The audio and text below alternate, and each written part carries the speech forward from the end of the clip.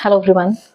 आज किसी ने मुझसे पूछा कि मैं अपना बीता हुआ कल याद करके जिसमें मैं कुछ कर नहीं पाया, मैं आज बहुत निराश रहता हूँ। ये वीडियो उसके लिए और उस जैसे हर इंसान के लिए जो अपना बीता हुआ कल पकड़ के बैठे हुए हैं। याद रखिए, हर कर्म का फल मिलेगा। आज पसीना बहाओगे तो ही बल मिलेगा और आज मेहनत करोगे तो ही बेहतर कल मिलेगा। अब देखो, कल कुछ नहीं किया, इस निराशा में अगर आज भी खराब करेंगे तो कल फिर यही सोचेंगे कि कल कुछ नहीं किया। हमें क्यों ही उस पल को पकड़ के बैठने की जरूरत है जिसको हम बदल नहीं सकते, जिसके लिए हम कुछ कर नहीं सकते, जिसको हम सुधार नहीं सकते, और उस वजह से हम उस पल को भी खराब कर रहे हैं जिसको हम सुधार सकते हैं। सुधार क्या सकते हैं? जिससे हम अपना भविष्य बना सकते हैं। सोचिए, हम अपना कितना बड़ा नुकसान कर रहे हैं। मतलब I am literally, this is so basic, ये बहुत बेसिक चीज है कि आप उस चीज को पकड़ के बैठे हुए हैं जिसमें आपका कोई जोर नहीं। वाई? देखो, ह्यूमन लाइफ जो है ना, उसका सिनोनिम ही स्ट्रगल है।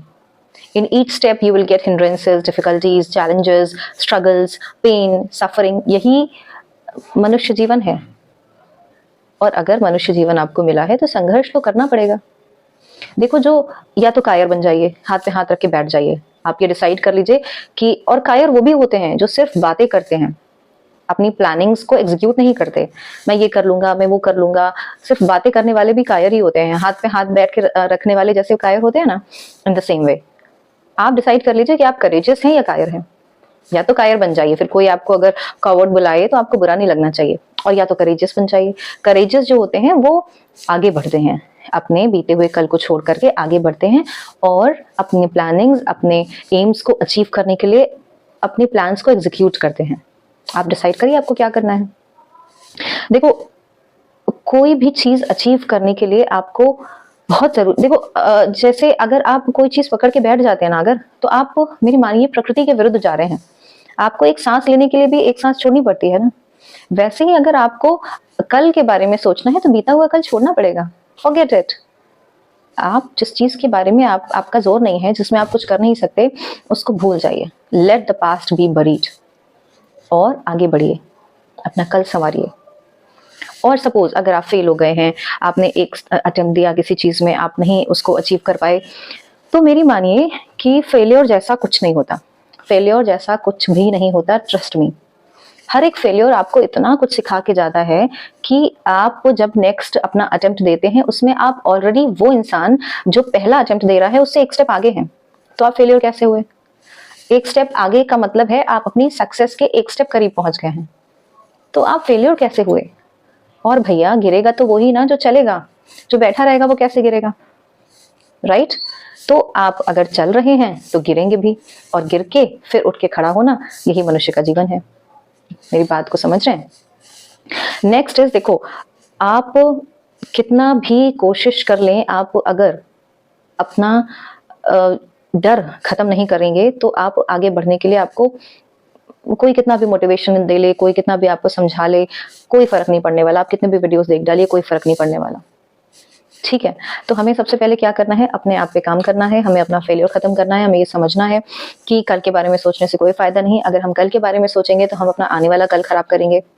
ठीक है? तो आज ही ये डिसाइड करिए कि कल के बारे में बिल्कुल नहीं सोचना है, सिर्फ आगे बढ़ना है। I want to share my experience when I was preparing for my government exam. Only if I was earning successful, I was very, I was very happy. I was, जिसको कहते हैं satisfied होना. I was satisfied. लेकिन फिर क्या हुआ कि I conceived, and when I conceived, then I decided to prepare for government exam.